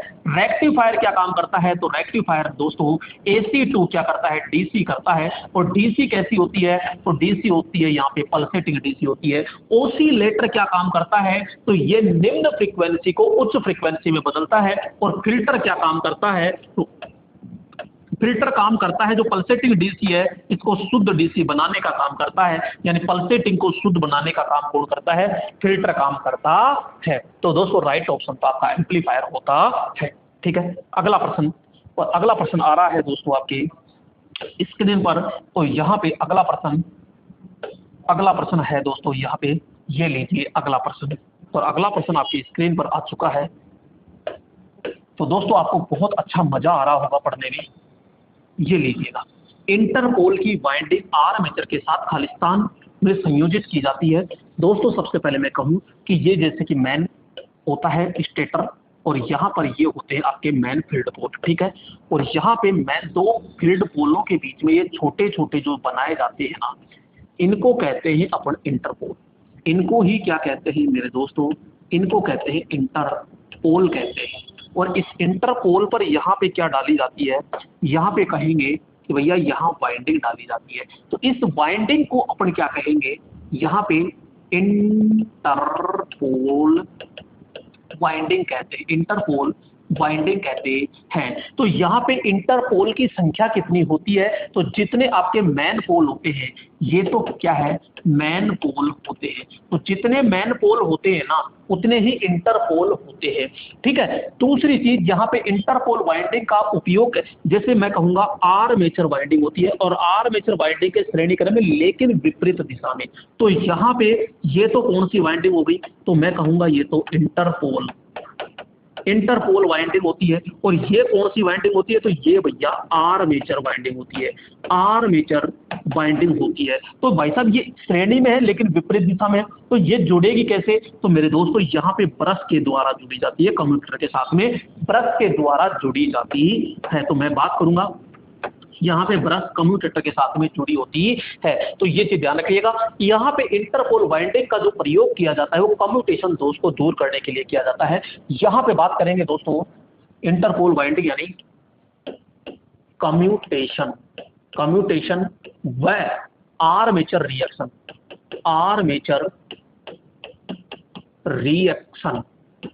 रिएक्शन दोष को दूर करने के लिए,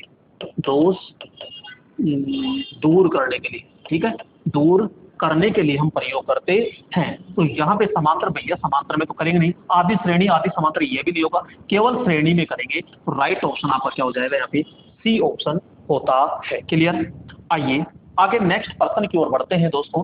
और अगला प्रश्न आता है अपना, और अगला प्रश्न लीजिएगा ये, और यहाँ पे ये आपके पास में प्रश्न आ चुका है दोस्तों। और दोस्तों यहाँ पे ये आज का लास्ट प्रश्न है, डीसी जनरेटर में ब्रशों का क्या कार्य होता है। तो दोस्तों डीसी जनरेटर में जो ब्रश होती है, ध्यान रखिएगा, ये आपका आर्मेचर होता है और यहाँ पे होता है ये कम्यूटेटर। ठीक है, और यहाँ पे बात करेंगे ये होती है हमारी शाफ्ट। तो यहाँ पे जो ब्रश लगाई जाती है वो ब्रश होती है यहाँ पे, ये हमारी ब्रश होती है। और ये ब्रश किसमें फिट होती है, तो हम ब्रश कहते हैं भैया, ये जो ब्रश होती है ये ब्रश होल्डर के अंदर लगाई जाती है, ये ब्रश होल्डर में लगाई जाती है। और यहाँ पे स्प्रिंग द्वारा क्या डाला जाता है, दबाव डाला जाता है। यहाँ पे एक चीज मैं और बताना चाहूंगा, यहाँ पे एक तार निकाला जाता है, इसे पिगटेल कहते हैं। यहाँ पे पिगटेल होता है और यहाँ पे फिर लीड जोड़ करके आगे लोड तक पहुंचाया जाता है, ये लोड। तो यहाँ पे जो ये ब्रश होती है, ये है ब्रश, ये क्या है, ब्रश। और ये क्या है, तो होल्डर, ये क्या है, होल्डर होता है। और ये क्या है यहाँ पे, तो अपन कहेंगे स्प्रिंग। तो ये क्या है, स्प्रिंग। और ये क्या है यहाँ पे, ये है कम्यूटेटर। और ये क्या है, तो अपन कहेंगे ये होता है हमारा आर्मेचर। तो ये आर्मेचर, जरूर नहीं है आर्मेचर पे लगे, स्लिप रिंग पे भी तो लगती है। तो यहाँ पे स्लिप रिंग भी हो सकता है और ये भी हो सकता है। तो यहाँ पे धारा लेने और देने दोनों का काम करती है, क्योंकि अगर यहाँ लोड है तो धारा ले रहे हैं, और यहाँ पे जैसे मोटर है तो भैया मोटर है तो फिर आप अंदर की ओर देंगे, तो धारा को लेने और देने का काम करते हैं। तो यहाँ पे डीसी जनरेटर की बात कर रहा है, तो जनरेटर में तो लेने का काम होता है, कम्यूटेटर से धारा प्राप्त करना। तो पहला ही ऑप्शन यहाँ तो भाई साहब आपका सही मैच खा रहा है, तो इसमें तो कोई दिक्कत ही नहीं है। दक्षता को सुधारने में, कम्यूटेटर सुधारने में, कम्यूटेशन फ्लक्स में वृद्धि नहीं भैया, यहाँ पे सीधा सीधा है कम्यूटेटर से धारा प्राप्त करने के लिए होता है। यहाँ पे जो ब्रश का जो दबाव, सॉरी स्प्रिंग का जो दबाव होता है, ये कम भी नहीं होना चाहिए, ज्यादा भी नहीं होना चाहिए। सामान्यतः जो हमारी ब्रश बनी होती है ये किसकी बनी होती है, तो अपन बात करते हैं ये भैया कार्बन की बनी होती है, और इस पर जो दबाव डाला जाता है ये ध्यान रखिएगा 100 ग्राम से 250 ग्राम पर 250 ग्राम प्रति सेंटीमीटर स्क्वायर पर होता है, यानी 0.1 kg से 0.25 kg होता है। तो ये चीज ध्यान रखिएगा, ठीक है। तो ये सारी जानकारी अपन ने प्राप्त कर ली है। तो दोस्तों यहाँ पे इसको सेव कर लेते हैं पहले, और यहाँ पे ये थे आज के पूरे कंप्लीट क्वेश्चन जो आपने अच्छे से, बहुत अच्छे से अध्ययन किया है। यहाँ पे जो ध्यान रखना, ये BSPSCL जो कैंडिडेट है उनके लिए ज्यादा बेटर आ रहा है, क्योंकि उनके जो ITI का सेकंड पोर्शन है वो ज्यादा आता है, लेकिन मैं सारे क्वेश्चन ही ले रहा हूं, तो यहाँ पे पूरे के पूरे क्वेश्चन है और इसका संपूर्ण निचोड़ अपन कर रहे हैं। ठीक है दोस्तों, नेक्स्ट वीडियो फिर मुलाकात करते हैं, तब तक के लिए जय हिंद मेरे दोस्त।